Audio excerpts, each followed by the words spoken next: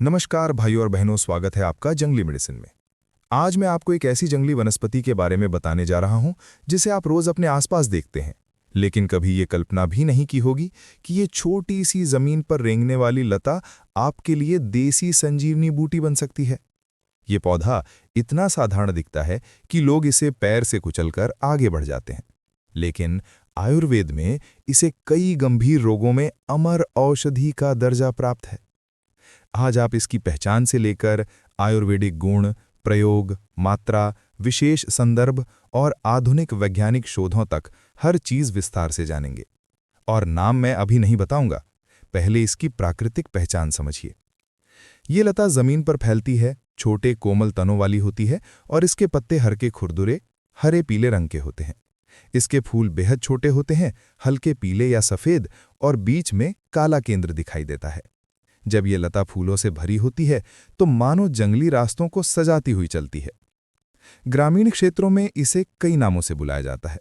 किसी जगह इसे जख्मजूड़ी कहते हैं, कहीं घामरा, कहीं देसी संजीवनी, और कई लोग इसे कंबरमोड़ी के नाम से जानते हैं। अब मैं आपको बताता हूं इस जड़ी का नाम। ये है ट्राइडेक्स प्रोकम्बिन्स, एक जंगली भूमिलता जो अपनी अद्भुत रोगहर शक्ति के कारण हजारों वर्षों से लोक चिकित्सा में प्रयोग होती आई है। संस्कृत में इसे जयंती वेद, दुर्भंग, लघु संजीवनी और कुछ स्थानों पर शतपुष्पिका जैसे नामों से वर्णित किया गया है। मराठी में इसे डगड़ीपाला, तमिल में थाथापू, कन्नड़ में बिल्ले सौप्पू, हिंदी में कंबरमोड़ी, जख्मजुड़ी, घामरा और कई जनजातीय भाषाओं में इसे संजीवनी बूटी भी कहा जाता है। वैज्ञानिक वर्गीकरण में botanical name Tridax procumbens, family Asteraceae, ये सूर्यमुखी कुल का है। अब इसके आयुर्वेदिक गुणधर्म समझते हैं। रस तिक्त और कटु होता है, यानी कड़वा और तीखा। वीर्य उष्ण बताया गया है, ये शरीर की शीत प्रकृति और कफ विकारों में लाभकारी बनाता है। विपाक कटु होता है, इसलिए इसके सेवन से पाचन अग्नि बढ़ती है। गुण लघु और रुक्ष होते हैं, यानी यह हल्का और कफ को सुखाने वाला है। दोषों पर प्रभाव की बात करें तो ये कफ और वात दोष का शमन करता है, जबकि पित्त पर अत्यधिक मात्रा में प्रयोग करने पर हल्का प्रभाव पड़ सकता है। आयुर्वेदिक ग्रंथों में ट्राइडेक्स प्रोकम्बिन्स को एक ज्वरनाशक, रक्तशोधक, व्रण रोगनाशक और कफहर औषधि के रूप में वर्णित किया गया है। निघुंटू रत्नाकर में इसे रक्तपित्त, व्रण, घाव, कंडू यानी खुजली, श्वास कास यानी अस्थमा खांसी और प्रदर में अत्यंत लाभकारी बताया गया है। कुछ ग्रंथों में इसका वर्णन दुर्बल शरीर को पुनः जीवन देने वाली लघु संजीवनी के रूप में किया गया है।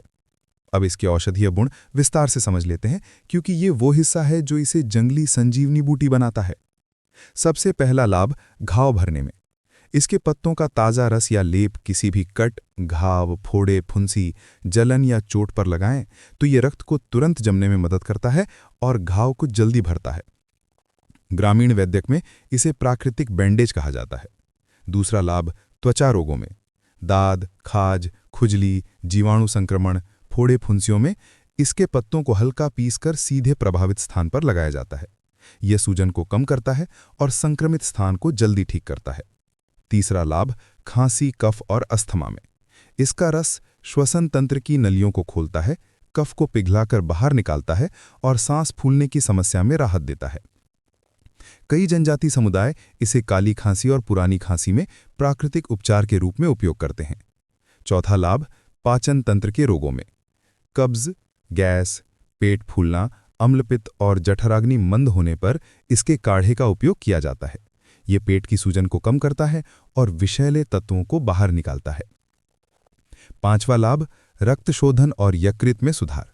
इसमें प्राकृतिक फ्लैवोनॉइड और एंटीऑक्सीडेंट पाए जाते हैं जो रक्त को विषमुक्त करते हैं और लिवर को संरक्षित रखते हैं। इससे चेहरे पर प्राकृतिक चमक आती है और त्वचा विकारों में कमी आती है। छठा लाभ हड्डियों और जोड़ों पर प्रभाव। आधुनिक शोध में यह पाया गया है कि ट्राइडेक्स प्रोकम्बिन्स हड्डियों की विघटन प्रक्रिया को रोकता है और अस्थि मज्जा को मजबूत करता है, जिससे गठिया जैसी समस्याओं में सहायक माना जाता है। सातवां लाभ हीमोग्लोबिन बढ़ाने में। इसके पत्तों में आयरन और प्राकृतिक जैव सक्रिय तत्व होते हैं जो हीमोग्लोबिन की कमी पूरी करने में उपयोगी पाए गए हैं। अब इसके प्रयोग की विधि और मात्रा समझ लेते हैं। घाव के लिए ताज़ी पत्तियों को मसलकर सीधे घाव पर लगाएं। खांसी कफ के लिए 1 से 2 चम्मच पत्तों का रस सुबह शाम लें। पाचन के लिए 5 से 10 ग्राम सूखी पत्तियां या जड़ का काढ़ा बनाकर पिएं। त्वचा रोगों के लिए पत्तों का ताज़ा लेप बनाकर प्रभावित स्थान पर लगाएं। रक्त शोधन के लिए 2 से 3 ग्राम पत्तों का चूर्ण सुबह खाली पेट लेना लाभकारी। अब कुछ सावधानियां भी जान लें। ये उष्ण प्रकृति की औषधि है, इसलिए पित्त प्रधान व्यक्ति इसे नियंत्रित मात्रा में लें। अब आप बताइए, आपके क्षेत्र में इस वनस्पति को क्या नाम से जाना जाता है और आप इसे किस तरह उपयोग करते हैं? नीचे कमेंट में ज़रूर लिखें ताकि बाकी लोग भी आपकी जानकारी का लाभ उठा सकें। कोई जड़ी बूटी या पौधा नहीं मिल रहा है तो आप उसे ऑनलाइन खरीद सकते हैं। वीडियो का डिस्क्रिप्शन चेक करें।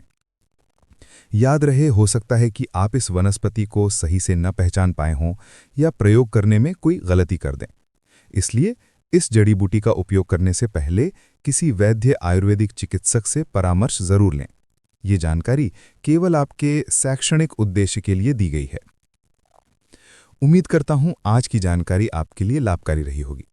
फिर मिलते हैं एक नई जानकारी के साथ नई वीडियो में। तब तक के लिए नमस्कार। जय आयुर्वेद।